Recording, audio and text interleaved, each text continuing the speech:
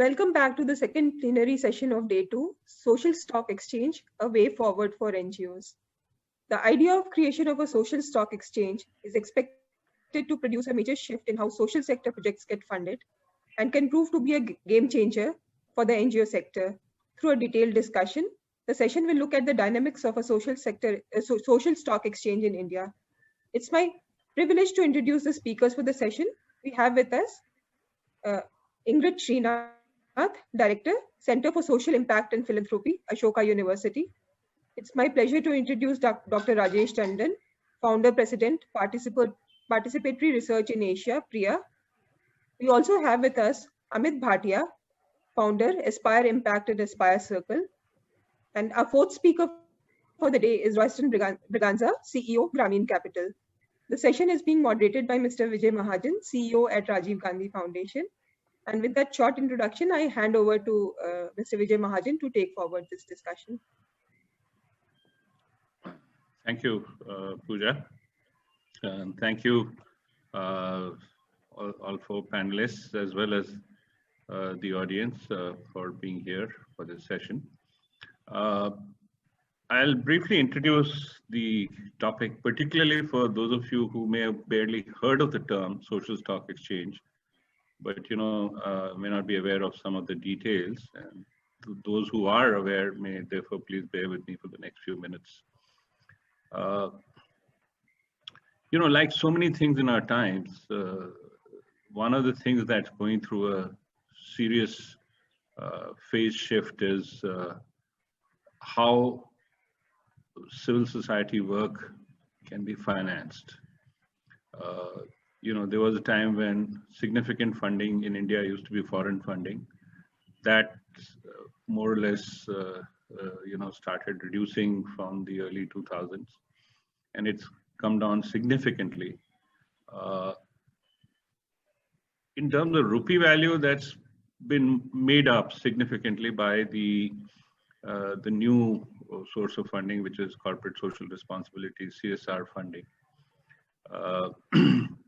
In the meantime, there have also been a number of new generation Indian philanthropies, such as, the Tata Trust were always there, but the new generation ones include things like Azim Premji Foundation, the Infosys founders, various foundations, and many others, Hiramals and so forth.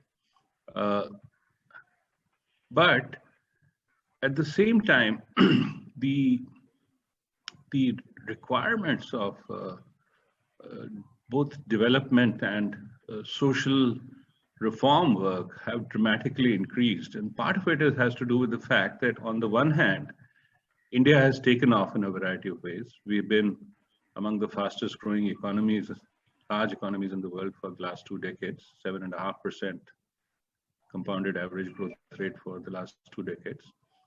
So despite a bit of a slowdown in the last 6-7 years, that's really impressive for an economy of this size. But coupled with that has been the fact that we've had only a 1% growth rate in employment and a massive increase in inequality, as was expounded just 3 days ago by the Oxfam Inequality Report, which was released.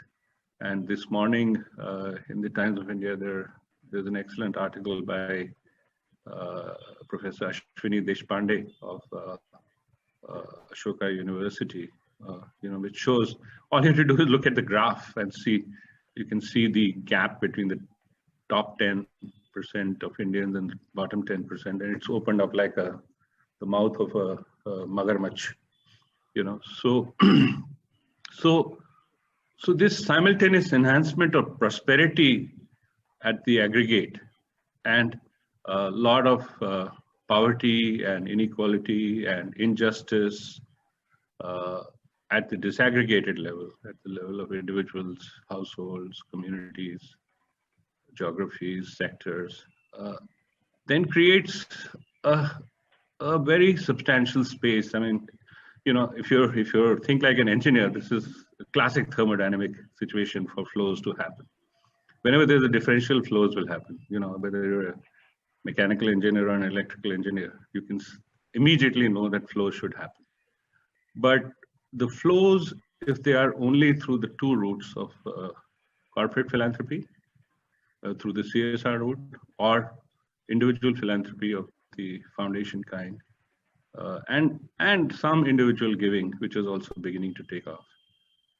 It does not seem to, add up to the totality that we need. Just to give you an idea, the requirements of the two most important social sectors in India, which is health and education. There's been a persistent demand that health outlay should go up to 6% of the GDP, social should go up to 3% of the GDP. We've always been, education should go up to 3%. We've always been below these, and it's unlikely, given all the other demands of the budget, that we'll meet these, So the gap that remains, therefore, is basically translates into poor education, poor healthcare, and so forth.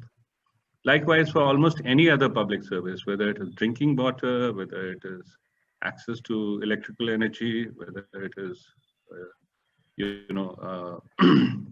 vocational training, sanitation, while we have mega-sized government programs, some of them running into lakhs of crores. This year's NREGA budget crossed 1 lakh crore. So still, the deficit is large because we are a large nation, and we have, not only are we a large nation, but we have a source of funding was one grant after another, whether from government or from foreign sources, or that time there was no CSR. And yet, the kind of work we were doing, income generation activities, could well have been done with bank loans. And that's how I first stumbled into the world of microfinance, and then eventually set up the basics microfinance entities. And as a result, I just want to explain to you that the microfinance sector, which is in some ways the first sector which made a transition from non-profit to capital market-based funded, last year, a total amount of funds it raised was 2,56,000 crores. The year in which I started Basics in 1996, that number was not even 100 crores. So, so that's the scale that one can imagine. Now, obviously, this journey is not a one-way street. There are pluses and minuses, and I'll be calling upon the panelists to speak about both the potential of funding using business-like methods from a wider range of investors, but also some of the pitfalls, and some of those we saw also in the microfinance sector, and we've sort of, and Royston certainly will tell us more about it. So these are some of the issues that I'm going to ask my four panelists, and I couldn't have put together a better panel.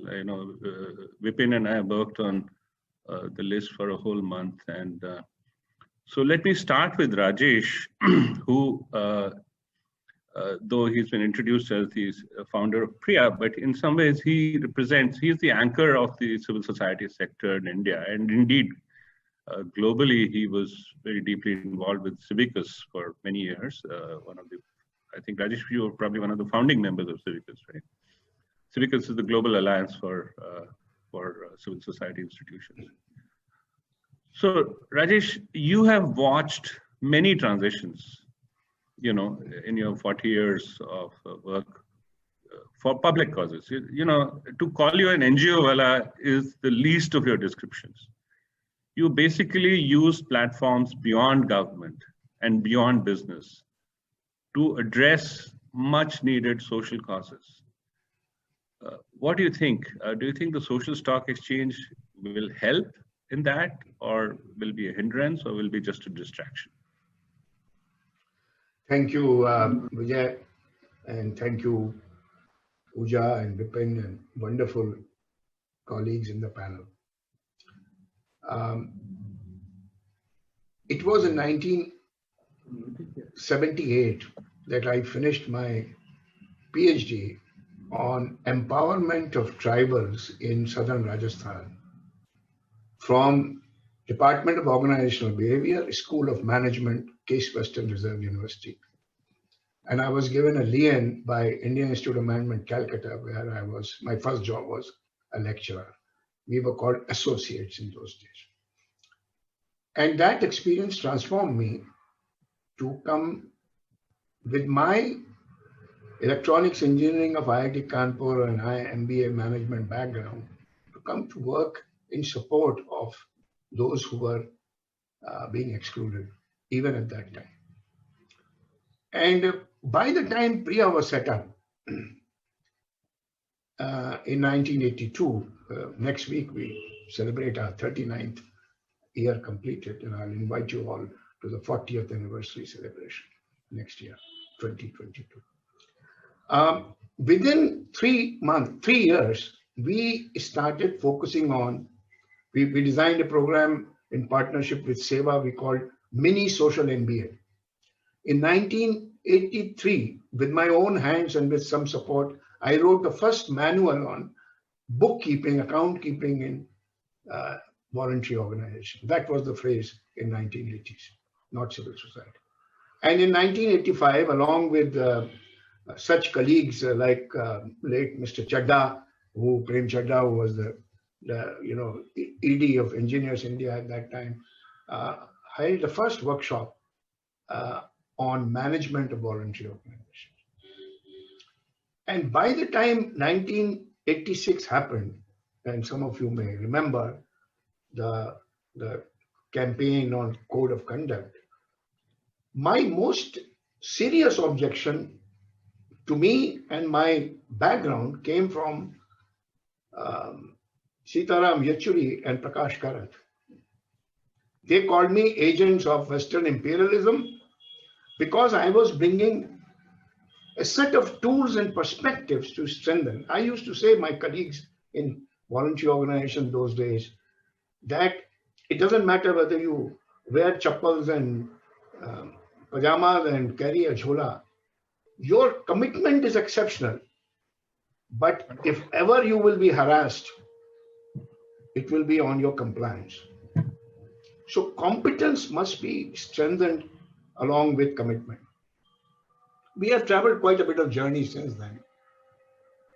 So what is the challenge? 20 years ago, and Ingrid and you have been part of that journey with us, that 20 years ago when we first published the first ever data on the scale of what we now call civil society, that data extrapolated to today, despite hesitancy by the Ministry of Statistics and CSO, the Central Statistical Organization, indicates that we are talking about nearly 4 to 5 crore, 40 to 50 million people in the country who are involved in this sector, either in full-time jobs, part-time jobs, animator roles, volunteers on the board.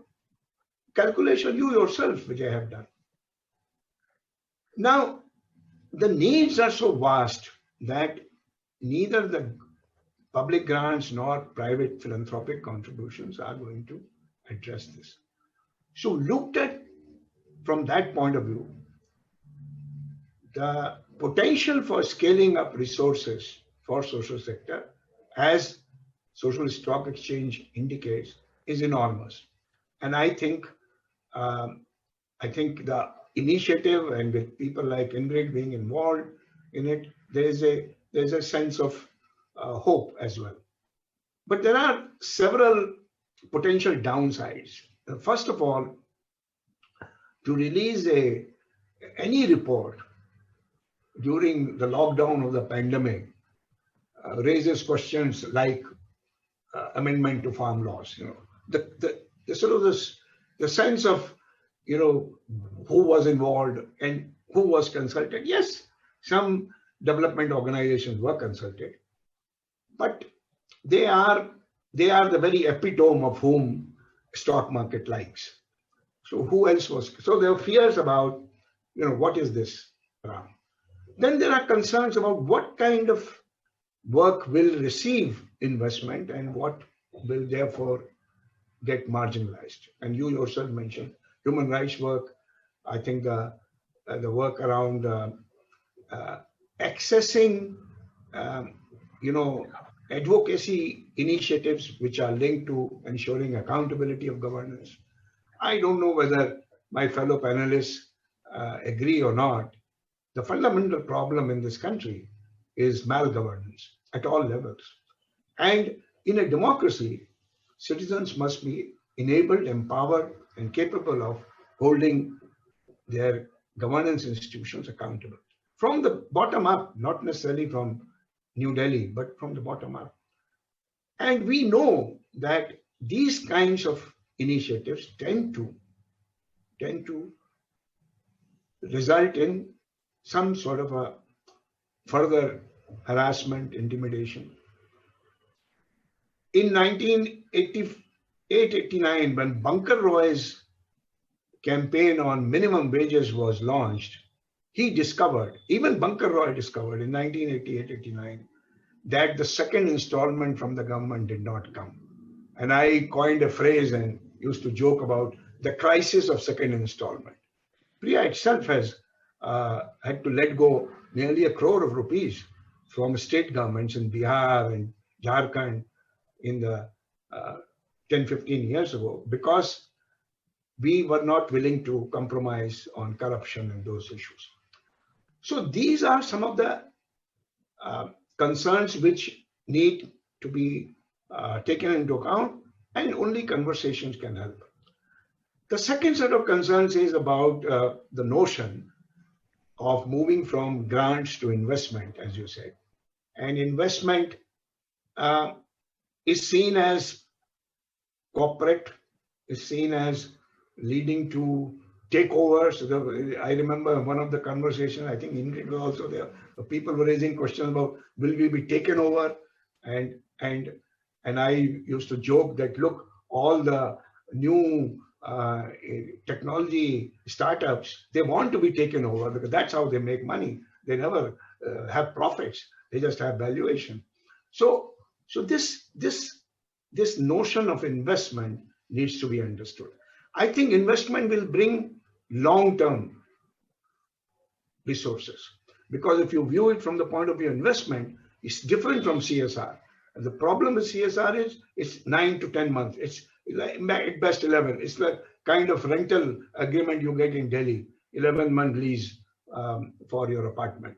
And therefore, there are a number of things that can be done if investment is seen in that light. The final, I think, the point I want to make is where attention is needed, is to some extent skilling the cadre. I've been working with you, Vijay, and with Josna last couple of weeks, trying to figure out how community animators, community mobilizers, community researchers, community trainers, how they get recognized and skilled in such a way that they get some meaningful, livable compensation. Today, there is no standard. So you get paid from 500 rupees a month to 15,000 rupees a month, depending on availability, need, resources. So if you skill this cadre, you also skill impact measurement, because the concern with impact measurement is that a whole bunch of people will come by. This is what happened when CAG, retired CAG officers ran around to panchayats to look at their accounts, and they were using Comptroller and Auditor General standard to scrutinize the accounts of panchayats who were receiving 5 lakh, 7 lakh rupees, and they were asking, where is the voucher? And then the Sarpanch asked, but sir, you have taken a rickshaw to reach the village. Did he give you a receipt? So impact investment is a buzzword and is moving around. But who are these measurement metrics, and how will this be done? So these are, I think, 3 broad areas that I would say we need to address. But I see a lot of hope and potential for resources to be mobilized if a transparent SSE comes about. Let me stop here. Thank you, Rajesh. So, Amit, I think this is a very good opening for you, and in some ways, I sense that Rajesh has, moved in his position. He's willing to consider the whole new approach on its merits, and which is wonderful, because I think that's really what we should take this debate to, rather than just get into, is this one more attempt at expanding the empire of whosoever is building the empire. So Amit, you're one of the probably the leading people in not just in India, in the world, in impact investing. Within India, of course, you've run the Impact Investors Council, but the last 4 years you were with the Global Steering Group for Impact Investing, and you worked with some of the world's leaders in that field in the UK and the US. And so first of all, tell us, and on the other hand, I know from your Aspire work that you are deeply familiar with civil society initiatives and the kind of people who are entering that stock on a regular basis. So, so what is your motivation to try and work towards bringing capital closer to this sector? And what do you see as some of the possibilities of ensuring, some safeguards to the autonomy and the spirit of civil society as Rajesh has built and defended? Thank you so much, Vijay, for the invite and the kind introduction. I'm on the side of those who are enthusiastic about the prospects.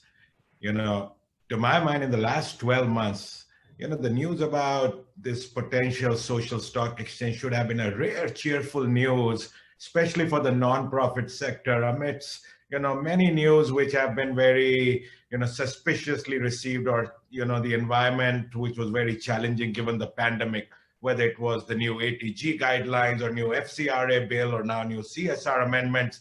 People have looked at most developments with suspicion. So I would have thought that the country would receive this news with some cheer.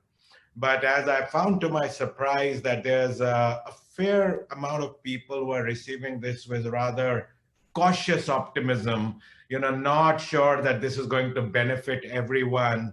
I heard one commentator say a development like SSC would only benefit the English-speaking minority nonprofits and really not help, the majority of them working in the hinterlands, etc.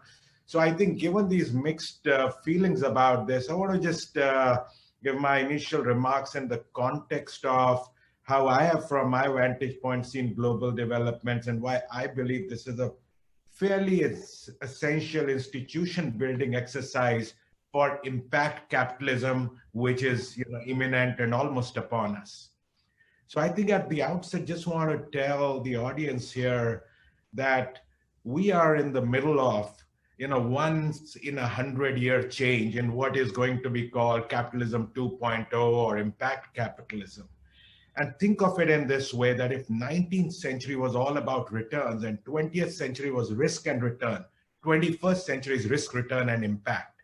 And just like it was hard to measure risk in the middle of last century and until we had the capital asset pricing model and Markowitz and Sharpe won Nobels, it's hard to talk about impact in the same way as a common measurable economic concept. But someone will crack the code very, very soon, and there's a Nobel Prize waiting for someone who does this, and this will possibly happen this very decade. So if you were to think of, the evolutions around us in that civilizational context, this is a significant change. People will naturally ask, so what is changing and where is this capital going? And is it really going in the direction of where we want it, more impact? To which I'd say, look, here's the evidence that's available.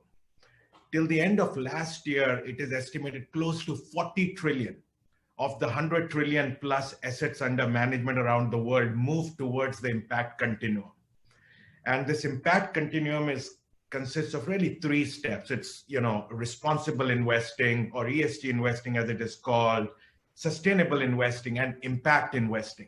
And those are three tiers in which direction the capital has started to move.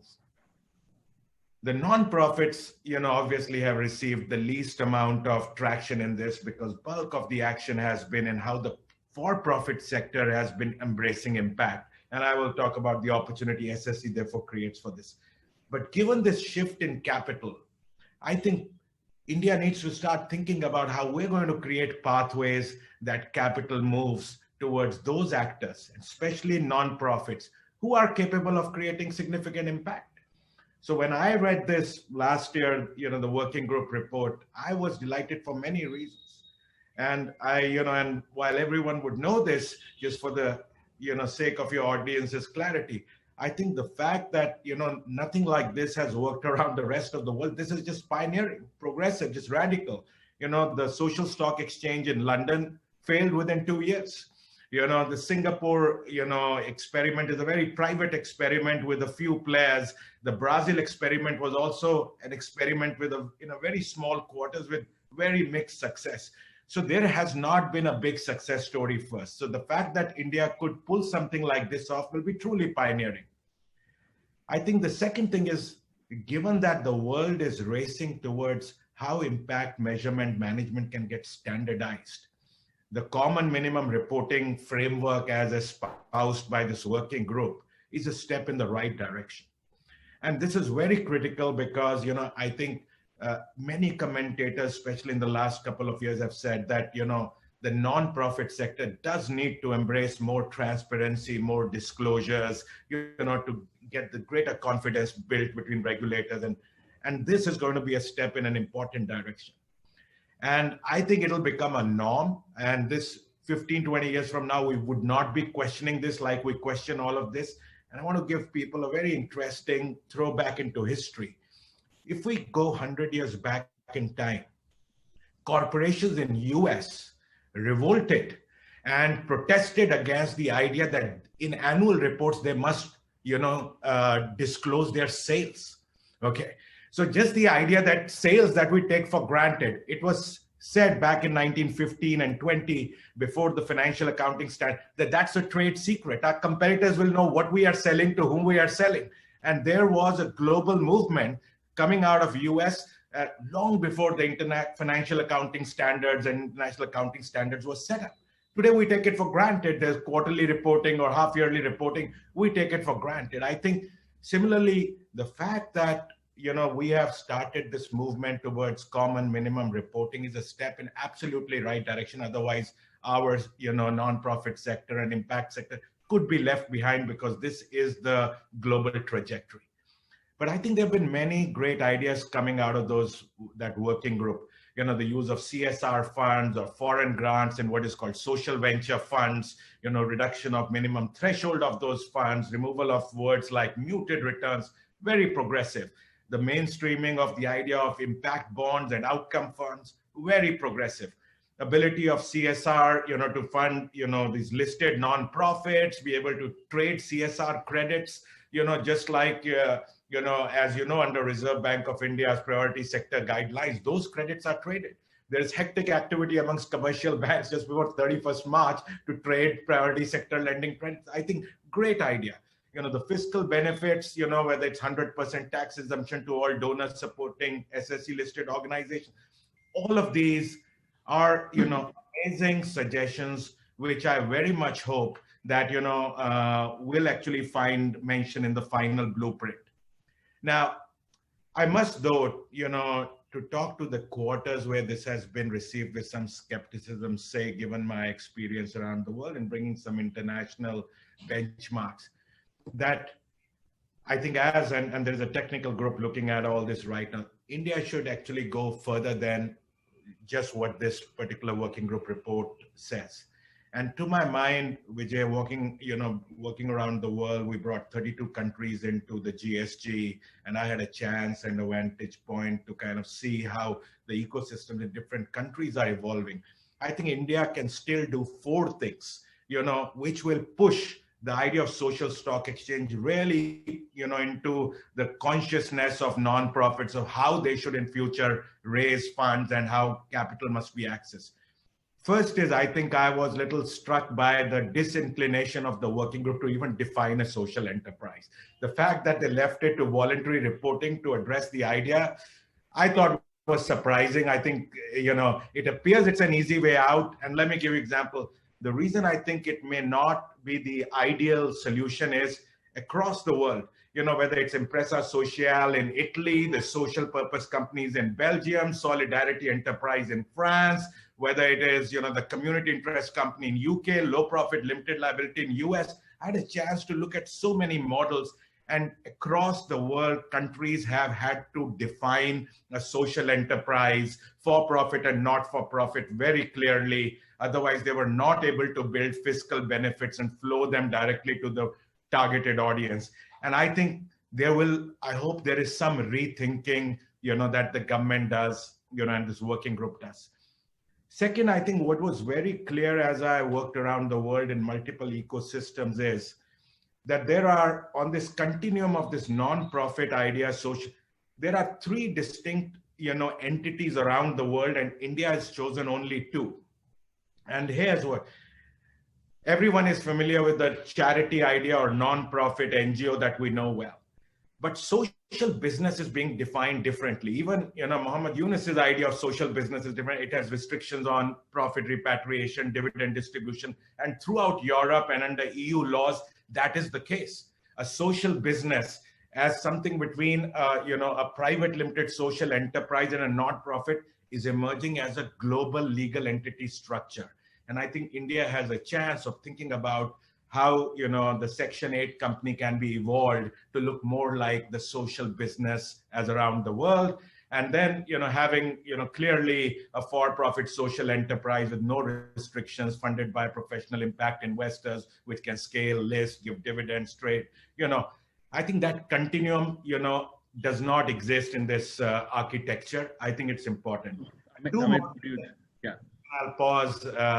I think clearly. Just finish your next 2 points quickly. Yeah, and around the world, we have been able to. We've seen whether in Europe, etc., move fiscal benefits because things are well, opportunity zones in the US, whether it was green finance in Netherlands. So we got to, focus on that. And lastly, I think on this impact measurement, we should not freeze things. Very important. I think the world is moving towards a common standard. If we run ahead of the world, try to freeze standards which are going to be, not in line with, let's say, the impact weighted accounts and other systems, we will find ourselves outside the circle. So I think I'll pause there. And I think if we embrace some of these ideas, we may take the SSC closer to working for nonprofits and impact sector. Thank you, Amit, for a deep exegesis of the SSC report. Ingrid, I'm going to turn to you next, but I want to point out to you the idiomatic difference between how Rajesh spoke about the same topic and how Amit spoke about the topic. And I pride myself on being one of the few people in this country who can actually honestly be friends with both, without feeling like compromising myself. So, one of the issues, Ingrid, and I hope in your position as a quasi-academic, but more importantly, an ecosystem builder, that you'd help us bridge this idiomatic difference. I know the technicalities that Amit has referred to are all absolutely essential, and when we get to Royston, he will tell us much more about it. But at the same time, the purpose for which all this is being done is the kind of issues that Rajesh was talking about. And in some ways, in Amit's conversation, that purpose is, I know it's in his mind. I know Amit's work. I know his other half of his life. So I know it's there, but it doesn't come out. And in Rajesh's conversation, capital is very reluctantly allowed as okay, bhukhe vajan na hoye Gopala. So let's try this new thing. So Ingrid, up to you now, and also in your capacity as a member of the technical group on the working group report, what can you tell us, please? Thank you, Vijay. So it's fantastic to go after Rajesh and Amit because, in a sense, they've set the stage both historically as well as globally on where this idea might fit. To just elaborate a little bit on the context where we're working, right? For both social enterprises as well as nonprofits in India, there's a complete dearth of any kind of information exchange or any kind of discovery mechanism for both investors or donors who are looking for investees or for social enterprises and nonprofits who are looking for funds. So it seems to me as a starting point, if the only thing that the new social stock exchange does is address that gap of discovery, of comparability, of transparency, and therefore of trust, then we are already on the right track, if you will, or that's already a big gain, especially given the concerted narrative of the last 10, 12 years, which has eroded trust in the sector. I mean, if you believe the media and others, nonprofits in India are variously ineffective, inefficient, corrupt, and potentially anti-national. And so that's the context in which this is happening. Not only are we operating in this very low trust environment, but we're operating in an environment where the power balance between the providers of funds and the people who turn those funds into actual social impact has gotten precipitously worse. So, the CSR law introduced this idea of the NGO as the implementing agency rather than, if you look at a venture capital model where you're saying investors spot somebody that has a fantastic idea and they believe that they have the capability and they back them. So there's been a switch, if you will, of agency that's happened in the last few years. And in my mind, what the social stock exchange does is, first of all, provide us with the opportunity to address these gaps, the issues of information, and trust in the sector. Just on a very trivial note, for example, the idea of nonprofits for the longest time have chafed at the idea of being evaluated by the infamous overhead ratio. And yet there hasn't been an alternative metric. If I don't judge you by how much money you spend on overheads versus program, what alternate metric can you give me? And in some senses, the formalization of standardized impact measurement helps to address that problem, for example. The second advantage I see here is really what both Rajesh and Amit have addressed, which is the potential to attract new pools of capital. Through building credibility, through new instruments, especially social venture funds, through even being able to do retail fundraising or fundraising from the public at scale. I mean, there have been numerous organizations, including CRY, where I started my career in the nonprofit sector, that have made a success of retail fundraising. But for the sector as a whole, it's still terribly dependent on government, business, and high net worth individuals. In the current post-COVID context, I mean, we've seen not only how COVID has sort of exacerbated poverty, inequality, livelihoods, gender, public health, you name it.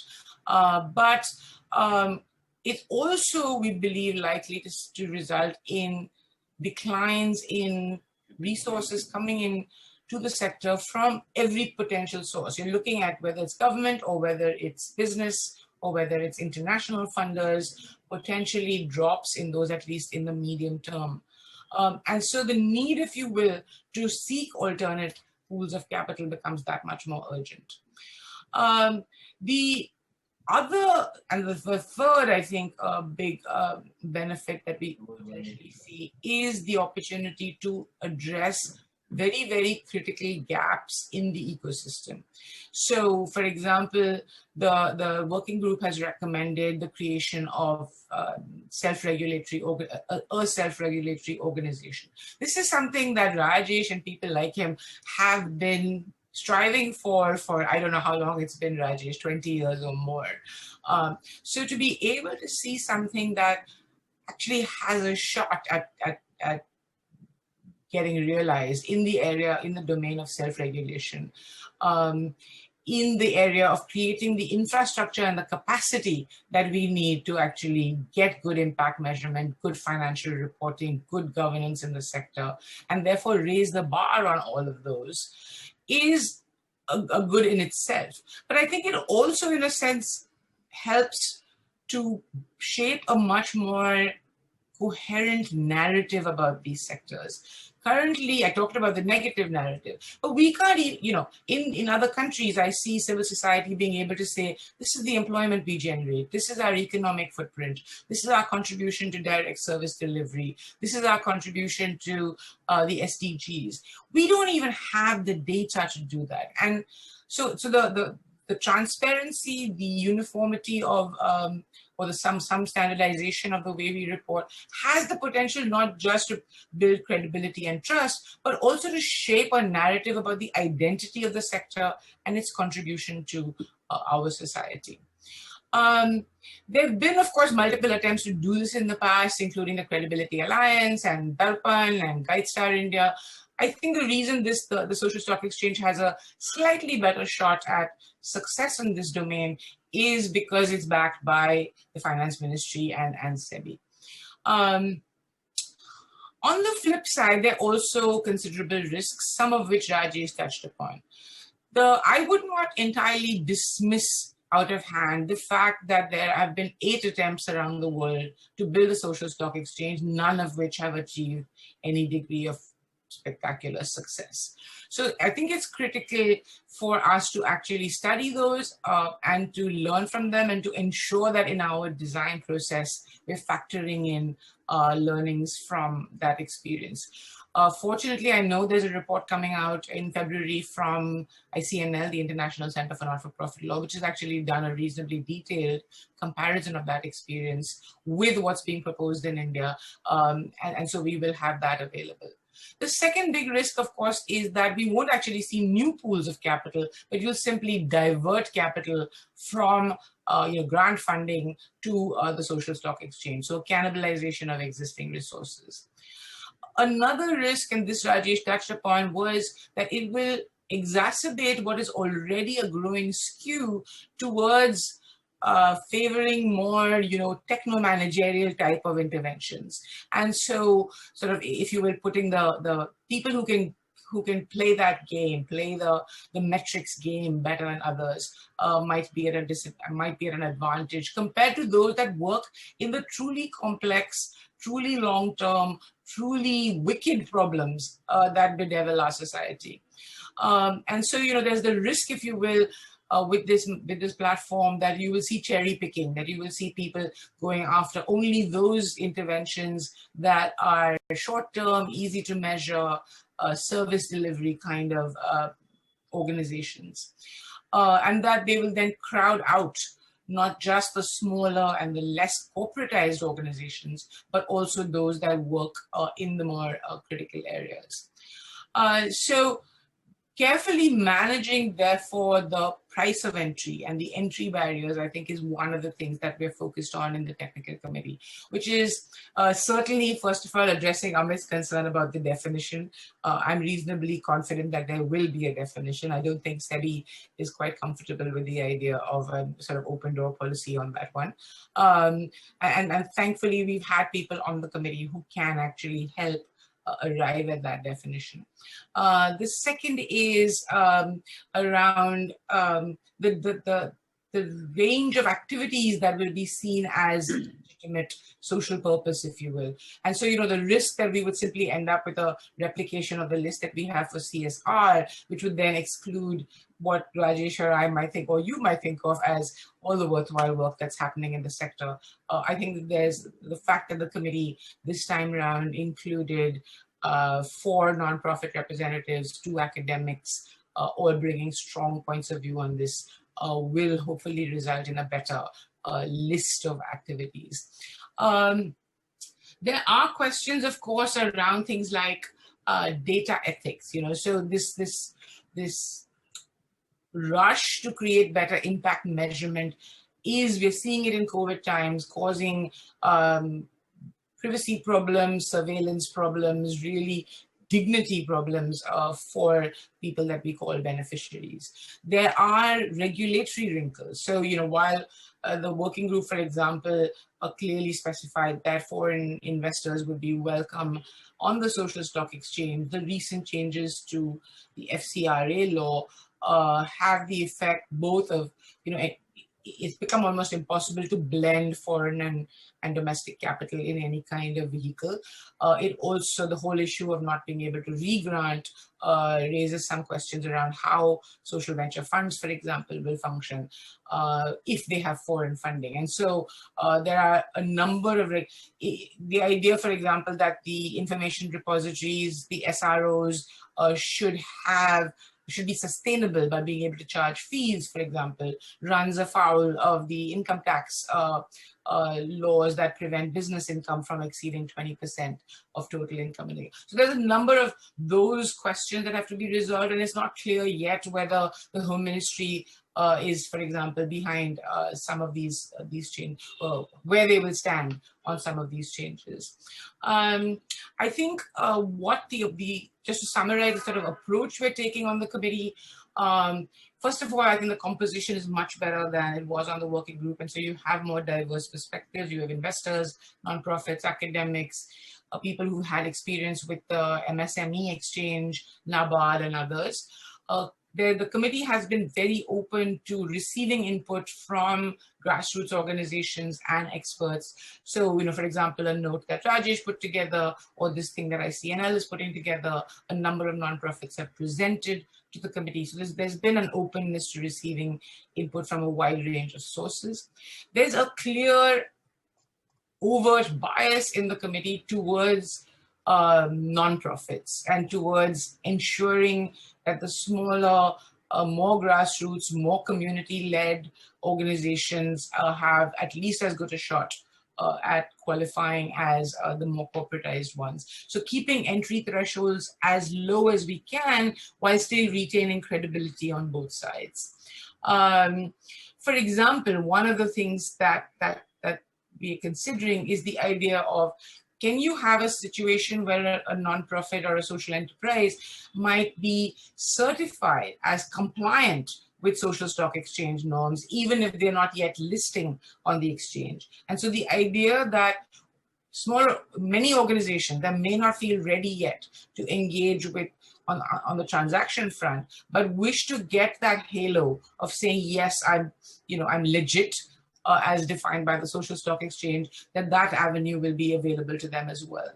I think the reporting requirements, again, that balance between, how do you balance between keeping it as open, as flexible as possible, making sure that you're not, entirely quantitatively driven, and that you have scope for storytelling and for other forms of data besides numbers.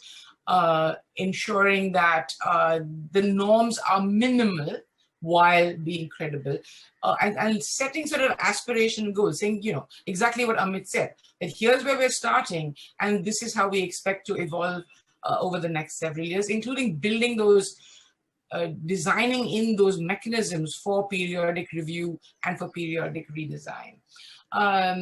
As well, and finally, would you just my last sentence, Vijay, to really facilitate the development of a completely new impact measurement ecosystem that will measure, certify, train, and self-regulate the sector is, I think, the other area that the committee is focused on.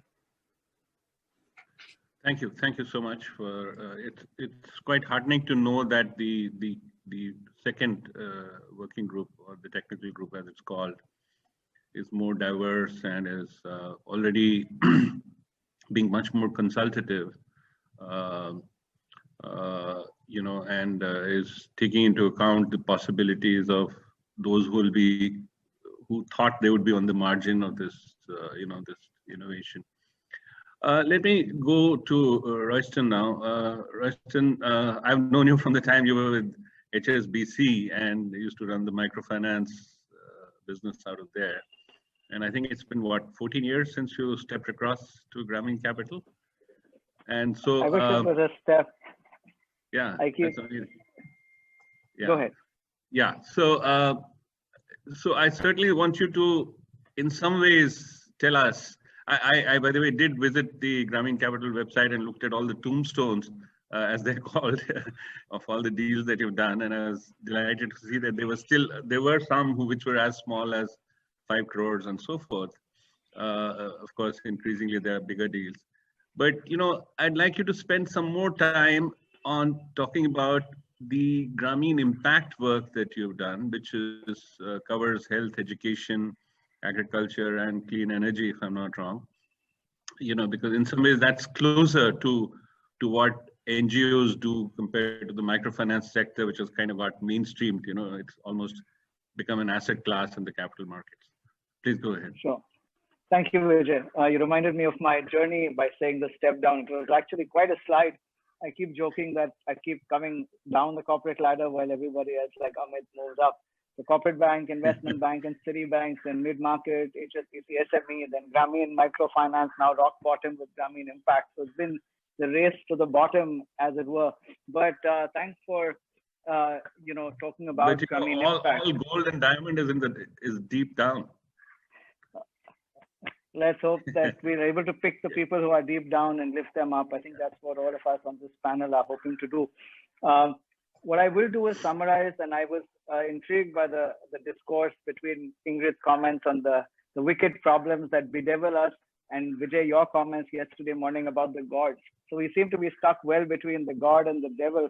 And I would like to interject that with the acronym GOOD, which I would sort of talk about in the next 5 to 7 minutes. So the first word really is G, which is goals. And I think the goals of sustainable development are important for us to sort of set the context for what the SSE will do. I'm struggling with different silos in terms of definition. So whether it is the RBI private sector norms has a certain set of lists, whether it is the SEBI Social Venture Capital Fund has a different set of lists. The CSR Section 8 or Section 135 has a different set of activities and what comes under and classifies for CSR.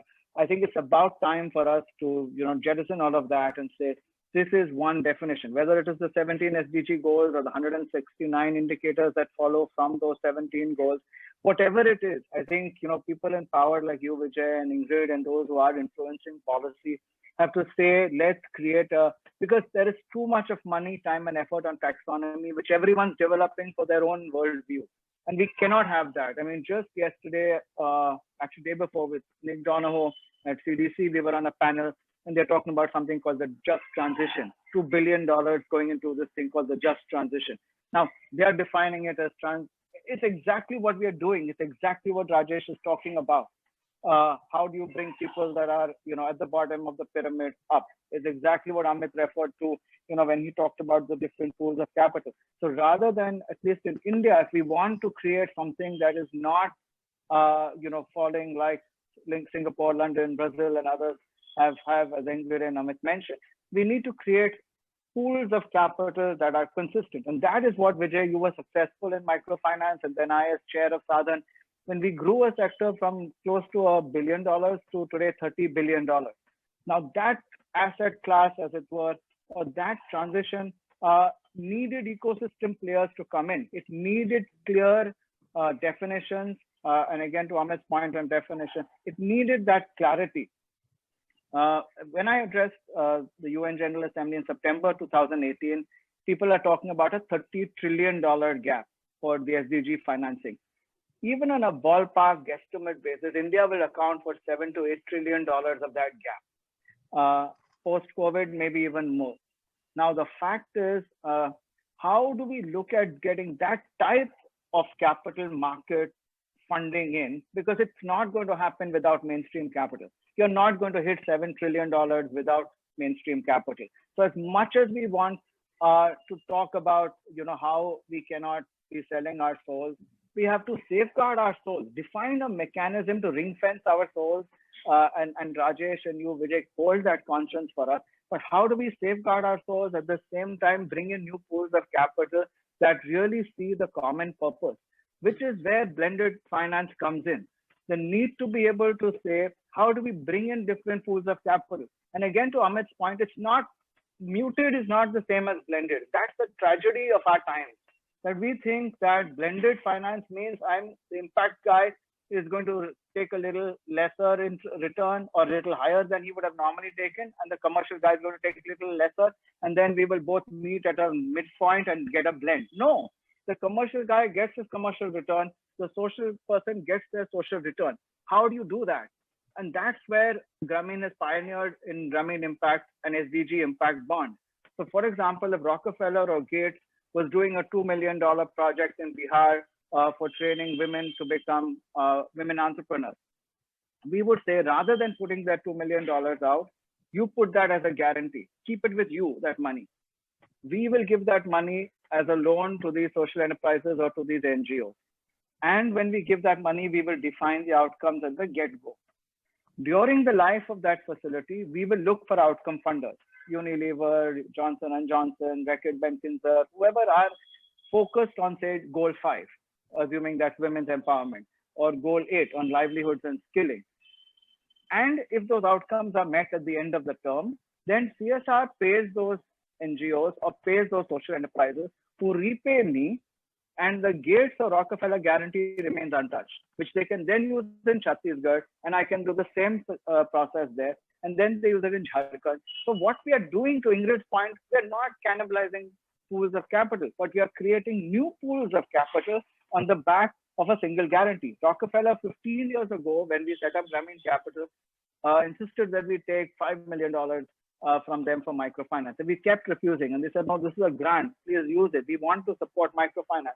And we consistently refused till they went blue in their face, and we did too, till we agreed on a structure where we said, you keep it with you. We will give an SBSC from Citibank, New York, to a bank in India who will lend to microfinance companies on the back of that. And if the microfinance company pays back, then your guarantee remains untouched. But the banks in India will now get a taste of microfinance. That $5 million became $150 million till we ended that program. And the Rockefeller guarantee, not a dollar was touched, because inspired by people like you, Vijay, microfinance companies were doing really, really wonderful work and repaying their loans. So that process now is possible to look at in what we call the adjacent sectors. And as Rajesh rightly picked up, this new concept of impact investing. So how do we look at new pools of capital to finance the SDGs? How do we create an SDG framework that nomenclature is common across all? So that's the G, the goals for sustainable development. The O is outcome-based financing. I think we're seeing a paradigm globally moving away from I'm giving money to build a school to I'll give you money when you have education outcomes. I'm giving money to build a hospital, so I'll give you money when infant mortality rates drop. I'll give you money to set up solar panels, or I'll give you money when decarbonization goals are met or reduction in carbon happens. So that paradigm of paying for success, outcome-based finance, is an opportunity for a social stock exchange to ride off on. Because if these SDG impact bonds that we are piloting, or what Amit was doing in his role of SIBs and DIBs, all of these become instruments. And globally, SIBs and DIBs have only been done for NGOs. Grameen Impact is the first that are doing it for for-profit companies. We've done 6 SDG impact bonds in 18 months, literally one every quarter. A Goal 5 bond for poultry farmers in Jargon and MP, a Goal 8 bond for 20,000 youths to be skilled and trained with 5 social enterprises, EduBridge, iPrime, iStar, LaborNet, Empower Pragati, one on Goal 7 for clean energy with Fort Partner Energy, one on Goal 2 with Dr. Reddy's Foundation, one on Goal 8 and 2 together with Jaipurak. So the fact is that we're looking at different models, both NGOs as well as for-profit. And the uniqueness is that we say for the NGO, the CSR will pay principal and interest back, which they will then repay us. So they are completely doing an exact project as they would have done. But for a for-profit company, CSR pays only the coupon, because this social enterprise has to demonstrate ability to service a loan. But what they do get is an incentive for meeting outcomes that Rajesh talks about in terms of real impact measurement that brings down their coupon. So that 14% can become 13, can become 12, can become 6, can become 3, can become 0, depending on how much they have met. But that's where Ingrid and you, Vijay, come in to say, how do we convince government that that coupon payment qualifies as CSR? Because today, if they pay it, it is paid to a for-profit company, and therefore the CSR says, it doesn't qualify, so I can't, and then it complicates the matter. So we have to simplify how outcome funding, outcome-based products can really be brought into a social stock exchange. The third point, so G was goals for sustainable development. The second was O for outcome. The third O is on the opportunities that COVID is giving us. I mean, one of the lines I read is that there are decades when nothing happens, and then there are weeks in which decades happen. And literally, we are in those weeks. 400 million people could fall below the poverty line globally because of the effects of COVID. How do we see that as an opportunity? How do we see migrant workforce increasing in the villages as an opportunity to dig farm ponds? How do we see that as an opportunity for creating a more robust agri-value chain? How do we put that ecosystem in place today? And what instruments from there can a social stock exchange fund if we are able to look at the various nomenclature? So as Amit talks about ESG, many funds, including KKR and others, are setting up ESG compliant funds. Then there's just transition that I talked about that the European funders are looking at. Then there is the classic impact investor. So each of these pools of capital should be attracted to the social stock exchange, not by saying blended finance, and as understood as a muted sort of in-between number, but as saying you get to optimize your own whatever motivates you. So if you're a commercial investor, then you optimize your commercial impact, your commercial return. If you're an impact investor, you have optimize your double bottom line return. If you're a philanthropist or a family office or a foundation, then you optimize your impact. So it's not about a compromised number. It's about each one optimizing their mix. And that is the uniqueness that a successful social enterprise has to bring in. Otherwise, we will fall in the same trap as everyone else has across the world. We need to be able to optimize for each distinct pool of capital. The risk return profile for each is distinct. We are not bringing you here to lose your uniqueness and become one amorphous pool. We're bringing you here because of your uniqueness. And can we bring that uniqueness to bear as an opportunity to bring and crowd in more capital? And therefore, the point that the D is democratization of capital. Truly democratizing, because Ingrid again talked about something which I feel very different from that. And the point is the same. We do not want crowding out. We want crowding in. But can we use this to bring, not cannibalize, to not crowd out, but to crowd in? How can my daughter in her Facebook profile put an NGO who said, I'm giving $5, and then put it there, and 20 of her friends bring $5 each, and then fund a company that is working with women's empowerment or girl child education? So truly new pools of capital. If we don't bring new pools of capital, we should not go social stock exchange. We have to democratize funding sources. Thank you. Thank you so much. I think that that's actually what you described as like an operating manual of this work. And Ingrid, I'm not sure if Ingrid and Amit, if you knew the detail of what Royston's done, but it's really, in a sense, it's path breaking already. He's doing what SSE, hopefully when it takes off, would do. So Royston, it'll be worth your while to put a lot more of this on your website, in the operating detail. Because I think all of us would learn from it. I mean, the structuring of those 4 or 5 deals that you mentioned, goal 8, goal 7, and all of that. I think those are really wonderful. Thank you so much. Thank you, Vijay. We won't get 2 Nobel Prizes. So the same organization won't get 2 Nobel Prizes, so we didn't do it. But hopefully, Amit will. Go ahead. Well, anyway, great. Yeah. Rajesh भाई, मैं ललितपुर से बोल रहा हूँ. मैं एक छोटी सी संस्था चलाता हूँ. मैं बहुत श्रद्धा से ये सेशन ज्वाइन किया क्योंकि आप भी थे, विजय भाई भी थे और बड़े लोग थे. मुझे अब तक जो बात हुई अंग्रेजी के कारण नहीं, अंग्रेजी भी मैं समझ लेता हूँ, लेकिन मुझे ये भाषा ही नहीं समझ में आ रही है इन्वेस्टमेंट, इम्पैक्ट, ये इकोसिस्टम, मतलब हम जिन लोगों के साथ काम कर रहे हैं उनका तो नाम ही नहीं आया। अरे भाई, दिल्ली के आसपास तो आप देख ही रहे हैं क्या हो रहा है। 6 महीने पहले करोड़ों लोग पैदल एक जगह से दूसरी जगह गए। वो सब कहाँ, ये सोशल स्टॉक एक्सचेंज में, मतलब उसकी कुछ अनुभूति भी है इन लोगों को? किस चीज के लिए सोशल स्टॉक एक्सचेंज बना रहे हैं?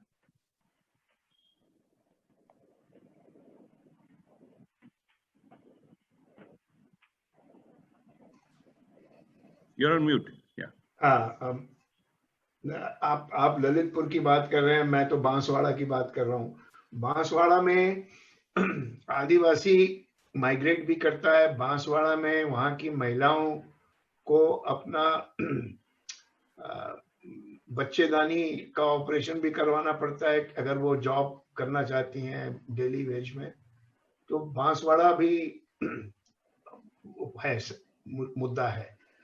सबसे बड़ी दिक्कत यह है कि conversation is around a set of ideas which are equated with a particular way of doing work. Let us say for-profit business. So capital, investment, stock exchange, etc., are words which are associated with the word of for-profit business, etc.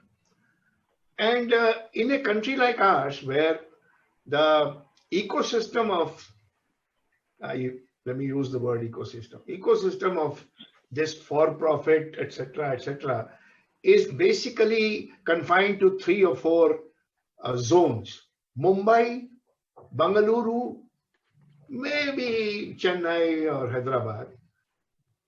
So Banswara and Lalitpur are far removed from that. And those who are in Banswara and Lalitpur, huh? They are north of Andheri. So the major challenge is, I was just thinking as I listened to all of you, brilliant conversation.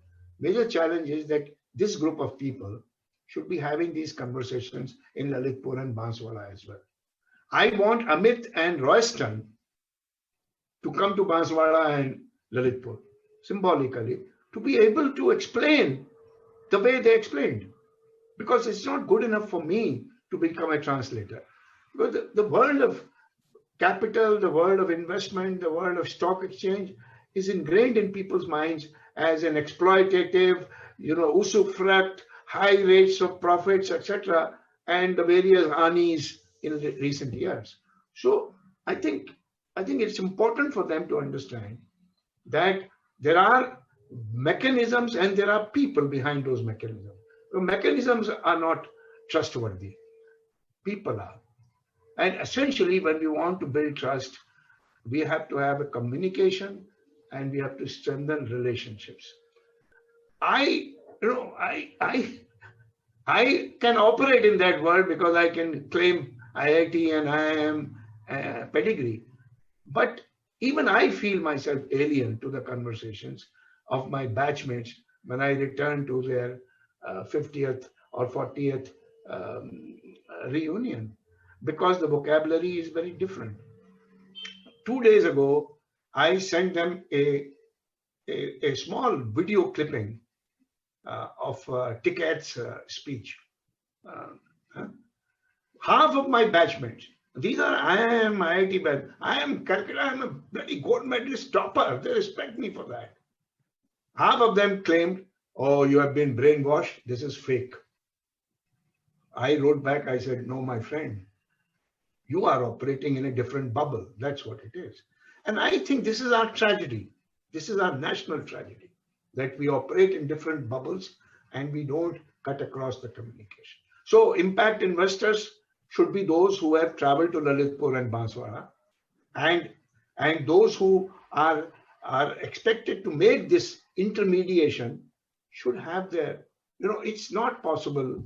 You can carry today a laptop in Banswara and Lalitpur. There's nothing wrong with that. I do too. But your laptop should be kept on a bullock cart or on a soil feet. Only then the trust will be built. So, Amit, let me come to you and also build on one of the questions that's been asked by a member of the audience. That, at least one place where we NGO walas are able to see some value of capital is that lots of us in the last 10 years have got engaged in organizing farmers into farmer producer companies. And therefore, we encounter this whole issue of inadequate working capital for them, and then we go to banks and they say, "Arey, aapke yahan to share capital kafi nahi hai," etc., etc. So this whole, we're beginning to understand that if you want to work in the world of business, you need this new animal called capital, jisko hum purane zamane mein funds bolte the ya grant bolte the. So at least for the FPC world, can, and as a bridge, as a bridging thing, there, as it is, there are now roughly about 8,000 FPCs already incorporated in the country. The government has declared 10,000 more they will do.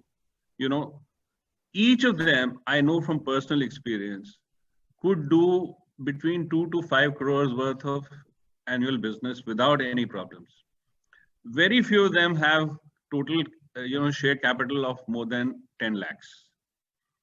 Even the most generous bank will not give them another 10 lakhs on the basis of that 10 lakhs, because in the early stages, you don't even want to do a 1:1 financing. So with 20 lakhs, how can you do 2 crores of capital, particularly when it's seasonally peaked? When you're doing, say, a crop purchase or input purchase, you need all of it at the same time. So apply your theory of social stock exchange to this real life example of FPCs and tell me how you'll crack this problem. Solved. Immediate. Surprise quiz. Okay. Well, let's do a live structuring on Mr. Mahajan's live TV. So let's see.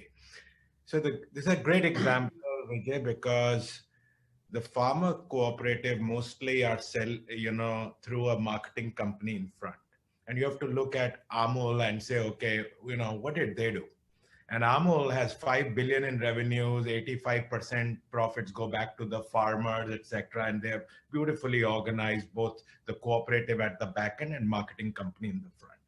So firstly, in an example like this, one would naturally ask, is there a frontline company, a marketing company where the value can be built and captured, just like Amul did? And that would be a great, social enterprise to take on the social stock exchange and raise money for. But I think, as many have shown, even on the cooperative side, it is possible, and you just heard Royston give examples of the impact bonds, to be able to, link productivity, to impact bonds and be able to get both, an outcome funder, as well as some, investment capital, and put a bond on this stock exchange saying that we will increase productivity of this crop, leading to this percentage income, increase in income for farmers. And both these entities, the cooperative at the back, marketing company in the front, can use the social stock exchange as a mechanism to raise money. Now whether the 20 lakh, company can raise 2 crores is a different problem to solve. But I think you brought a great question into the whole thing to give a live example that in this example alone, there is an impact bond that can be listed. There is a grant that as a 0 coupon, 0 principal could be listed. And there is a frontline company which can have an equity or debt. So there were 4 examples, right? In, 4 different instruments which the social stock exchange can be home for. Thank you, Amit. Thank you. I want to just translate this into NGO language. I think you cracked the problem, but so in a sense, what you're saying is that we need 3 types of capital here. One is classic grant funding for the promotional NGO, the NGO that goes out and works with unorganized farmers and establishes the FPO, struggles with the whole process for the first 1 or 2 years. Okay, and that can be the 0 principal, 0 coupon bond that you're talking about. That's a technical name for a grant structured under the SSE. Then there is the second kind of capital, which is, you might say, some kind of a structured debt for the farmer producer company itself, which has got a low equity base. And I'll turn to Royston to help us with this. In some ways, it reminds me of your, the standby letter of credit guarantee that you tried at Citibank, Royston. And that kind of thing should be tried here. And the third is, Amit, you referred to the front-end marketing company, which in case of Amul is GCMMF, Gujarat Cooperative Milk Marketing Federation. And there, you're talking of a turnover of 50,000 crores. Any investor would love to be part of that in the early stages, right? And you're saying this is therefore an ideal case for a venture capital type of play, and it can be social equity. It can come in through the AIF route and all of that. So through this example, I'm trying to say to my NGO friends that what people like Ingrid are struggling with to create for us in the social stock exchange is not something that is completely alien to what we do. But there's a language and solved example problem that we need to cross. And if, I hope that at the end of this session, that we could put out 4-5 such, at least hypothetical solved examples of different kind of cases. And I would even challenge all of us to put our heads together to how we can even raise money, maybe for human rights work, for protest work. If we are indeed a vibrant democracy, and I hope we will continue to be one, we as citizens need to learn to pay for even the democracy's vibrance, And why can't that be structured through a mechanism which is both transparent and is crowdfunded and all of that? So, Royston, can I just come to you now on the structuring of the other two? The grant part is well understood, and then I'll come to you, Ingrid. So I would say the scenario today is going to be even more challenging for the next 12 months as companies shrink their profits. So CSR pools of capital are already shrinking. NGOs, and to speak their language is to tell them, boss, आपको पैसा नहीं मिलने वाला है जितना आपने पिछले साल में मिला था. So how do you now look at getting half the amount, doing the same amount of work or double? And I think that's the entry point for the NGO, which I have found very useful because they are seeing the challenge. So what I tell them is, if you are getting 20 lakhs and now are going to get only 10, can you put that? So I go to the CSR provider and say, can you give me, and I'll take the Pharma FPO approval. So Rabo Foundation or Ford Foundation, you are giving 50 lakhs for agroforestry. Say you have a pool of money kept aside for that as grant money. You don't give that money to the FPO anymore or FPC. You keep it as an FD, lean market to me at Grameen Impact. Now, this is actually what I'm doing. I'm working on agri bond as we speak for 12 crores with Rabo. I will keep that guarantee. I will then give 5 or 6 agri companies, or FPCs, FPOs, say 2 crores each, based on a credit due diligence, but fully comforted by the guarantee that has been kept. I then go to Nestle, Kellogg, Unilever and say, through your CSR, you're interested in farm productivity, farmer income. Walmart Foundation, very interested in agri and agro-processing as they start building out in India. Will you pay the coupon if these FPCs meet the farmer productivity, farmer income targets that I had? If they say yes, that deal is done. So to that extent, today I'm doing 2 crores exposure.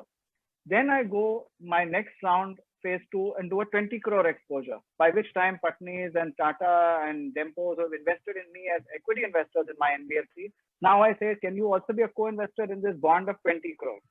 And by year 3, I come to Ingrid and say, now I want to do 200 crores. I want to list this on your social stock exchange because I have traction of phase 1, which is on balance sheet, phase 2, which is a syndicated approach, and now phase 3. Now we cannot leapfrog to social stock exchange because we will fall on our face. So we have to have the patience to build out a phase-based approach or a pooling of capital, and that I think is the way forward. Thank you. Thank you so much. So Ingrid, we've kind of declared you as the executive director of the social stock exchange because it's been called your social stock exchange. But because the technical group, we are sort of hanging all our hopes on your peg. And so staying with this particular issue, one, I mean, I have dealt enough with the idiomatic differences, so not that. But how do we structure the first few deals so that it NGO, civil society ecosystem, that this is an idea which is actually helpful to them rather than inimical to them. It's meant to, I mean, it'll do an East India company on them a second time. So I think there's, first of all, we need to recognize where the sector is coming from. It's not surprising that they're responding with suspicion, even hostility, given what Amit talked about, given that there's been this ongoing assault on the civil society space, civil society freedoms, this negative narrative, and so on. So it's natural, if that's what you hear from government, for example, 6 days out of 7, that when on the 7th day you turn up and say, hey, I've got this cool new thing for you, that you react with suspicion and hostility. I think it's important to understand where they're coming from. The second thing is, I think the really big error in the first working group report was, in fact, this dependence on financial sector jargon. So, if you say zero coupon, zero principal bond, that evokes a very different response from if you say grant. But it was somehow tucked away into the fine print that this is what a zero coupon, zero principal bond meant. What was in the headline was the frame stock exchange. So most NGOs, even people south of Andheri, I can assure you, Vijay, said to me when I first started talking to them was, oh, but this doesn't apply to us. We can't list on a stock exchange. We don't qualify to do debt or equity or those kinds of instrumentalities. And so the alienation caused by the language is not to be diminished or not to be understated. I think the good news is, first of all, that in the design itself, there's a very clear recognition that we need to factor in, or that we need to value different kinds of contributions. So let me give you a specific example. Who should qualify to be an impact auditor? The first draft that we got from our friends in the Chartered Accountants Institute, don't quote me on this, was very much linked to this degree, that exam, and these many years of experience. But no residential requirement in Lalitpur or Banswara. Correct. What we were able to successfully push back with, saying who's really best placed to measure impact of a project? And therefore, what should those requirements be? And so I think this is really where the technical committee has benefited a lot from the balance in the composition and the willingness, in a sense, of people to listen and speak. I don't think anyone has been diffident about making the case, and I don't think anyone has been closed to getting input. So similarly, the list of activities that will qualify, the taxonomy that Royston referred to. This is critical. I mean, we're not going to accomplish any civil society reform if we don't nail down a taxonomy. Everything from how civil society is read, how nonprofits are registered, to how they are measured, to how they are funded, in some ways goes back to the question of the taxonomy. So we need, and what's happening right now is you've got 3 different streams. There's Niti Aayog working on one kind of voluntary sector policy draft. There's the Home Ministry going off and doing their own thing in collusion with the Financial Action Task Force and whoever else. There's the Finance Ministry, where even within the Finance Ministry, I suspect the people involved on something like a social stock exchange versus people at CBDT are at complete odds in their worldview. I mean, CBDT looks at NGOs as inherently suspect. These are inherently tax evaders. And that's how we design systems for them. So there's a long way to go. I think what we have as a beginning is, first of all, a platform where these can come together and where we can start to address these issues. My submission to, for example, there is no reason why you can't have a climate fund, why you can't have a human rights fund, why you can't have a capacity building fund listed as SVFs on this stock exchange. Recent experience, if I look at the experience of people like ourdemocracy.in, who in their 2 avatars over the last several years have raised 10 crores for the hardest causes you could imagine. They have raised money not just for Dalits, but for For example, campaign finance. I mean, their focus over the last year and a half has been on clean funding for people standing for elections. And they've been fairly successful at that, not just in raising the money, but in those candidates actually getting elected. I'm looking at the Internet Freedom Foundation, and from their roots in the campaign against net neutrality, where they got, I don't know what it was, 1 million emails sent to the regulator to push back against Facebook and their ilk. So that there is a retail market for this kind of cause, I have no doubt. There's already enough evidence on the ground to establish that that is the case. What we need to ensure at the social stock exchange is that these people aren't disqualified at the gate by either capital requirements or by some entirely artificial list that we borrow from CBDT or somebody else. And so my submission really to anyone who's interested in this, anyone who's concerned about the sector, forget about what your situation is vis-a-vis capital, is you need to engage. Because if you don't engage, you're going to get a product that is designed by investment bankers for investment bankers, and you will have missed this bus. If we're going to ensure that it does in fact cater to the people we care about and the causes we care about, we need to engage. Thank you so much. So I want to, I've been told by the organizers that we have another 4 minutes. They've given us a bit of an extension. I think it's based on impact performance. So we've earned our additional minutes. One of the things that, Royston, taking from what you talked about, blended capital, one is blending capital of which have different risk return appetites, which you very eloquently described, and not arriving at an average, but let those who are looking for a market rate of return on the investment get that, and those who are looking for a psychic rate of return on the investment, let them just get zero return, but high psychic satisfaction. But there's another sets of capital that need to be blended. The most important one of that is social capital. And one of the problems with the social stock exchange is that it places nearly zero value on social capital. See, everybody who, and I have a great deal of respect for the technical work that was done in the first working group, but people came essentially from a world where all capital was financial capital, and therefore neither human capital, nor natural capital, nor social capital was, in a sense, valued in that report. So, I want to turn to Rajesh Bhai to say, what can we do, in our sort of antipathy to capital, Rajesh Bhai, what has happened is that we've converted antipathy to financial capital into antipathy to any form of capital. But true capital actually is human, natural, and social. Financial capital is what we shit out, actually. Sorry to use that language, but without natural capital starting and humans working on it, this is Marx's brutal labor theory of value. There would be no physical capital, there will be no financial capital. So what can we do, even at this late stage, to get the social stock exchange to value the other forms of capital?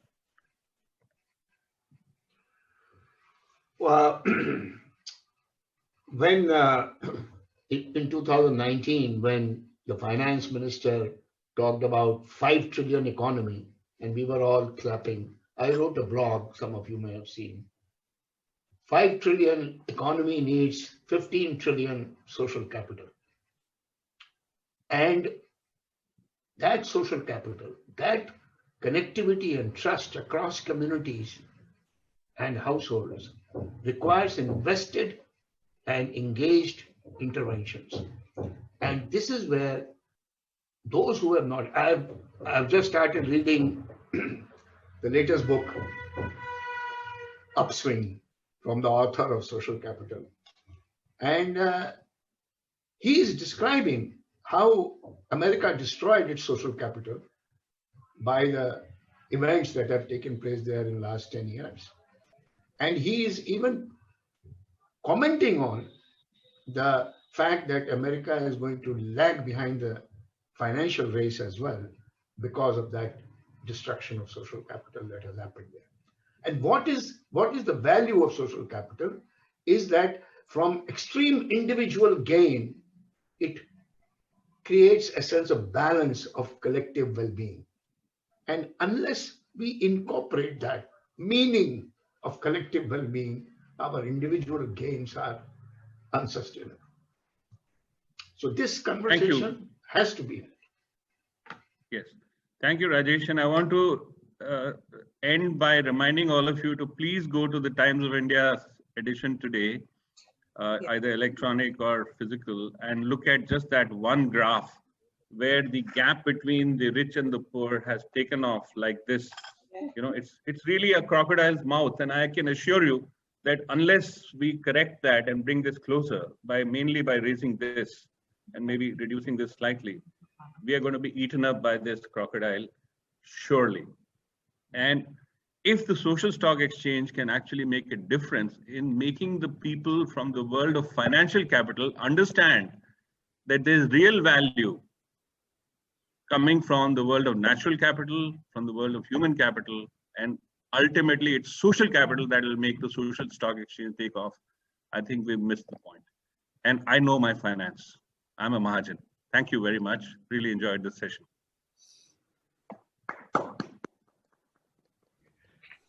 Well done, Vijay. Bye-bye. Thank you all. Thank you, everyone. Thank you. Bye.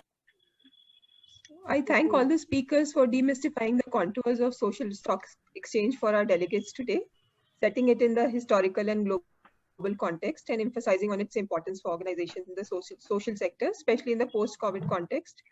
I also thank Mr. Mahajan for his adroit moderation around the idea of social stock exchange, and we'll reconvene in a few minutes' time with our thematic tracks. We'll have handloom track in Hall A, we'll have the informal sector worker track in Hall B, and we'll have the emerging technologies in tomato value chain track in Hall C. So look forward to seeing you again.